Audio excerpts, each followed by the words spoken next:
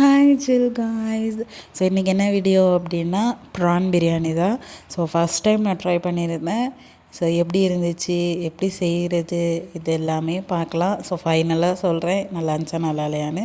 So first குக்கரில் oil plus கொஞ்சமாக key ஊற்றிட்டு எப்போதும் போல் பட்டை கிராம்பு இதெல்லாம் போட்டுட்டு பச்சை மிளகா கீராமல் போடணும்.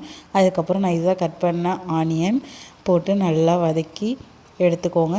நல்லா நல்லா ப்ரௌனிஷாக வரணும்.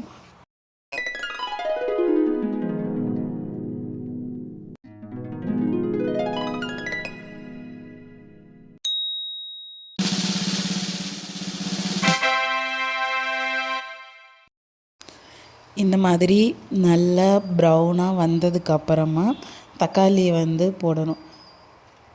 தக்காளி போட்டு நல்லா தக்காளியும் நல்லா ஸ்மேட்ச் நல்லா இதாகணும். ஸோ அது ஆகிறதுக்கு நீங்கள் லைட்டாக சால்ட்டு கூட போட்டுக்கோங்க. போட்டு நல்லா மசாலா இதெல்லாம் நல்லா இதாகணும்.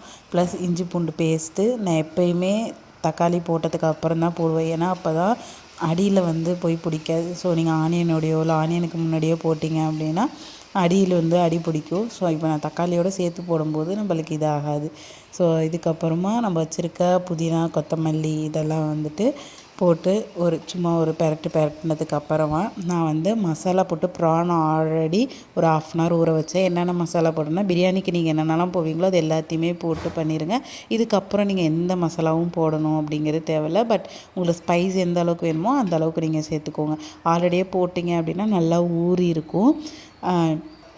மஞ்சத்தூள், மிளகாத்தூள், கரம் மசாலா, பிரியாணி மசாலா இந்த மாதிரி நான் எல்லா மசாலா பிரியாணிக்கெலாம் போடுவோமோ அந்த மசாலா எல்லாமே போட்டிருந்தேன். ஸோ போட்டு நல்லா வதக்கிக்கோங்க. அந்த மசாலாவோட தண்ணி இருந்துச்சு, அதை தட்டை கழுவி அதையும் ஊற்றிட்டு நல்லா அப்படி அந்த இருக்கிற எண்ணெயிலேயே போட்டு பெரட்டணும். அப்படின்னா ப்ரான் எல்லாமே இந்த மாதிரி சுருங்கி ரவுண்டாக வந்துடும். வந்ததுக்கப்புறமா நம்ம எந்த அளவுக்கு பிரியாணி செய்ய போகிறோமோ அதுக்கான அளவான தண்ணி ஊற்றிக்கலாம்.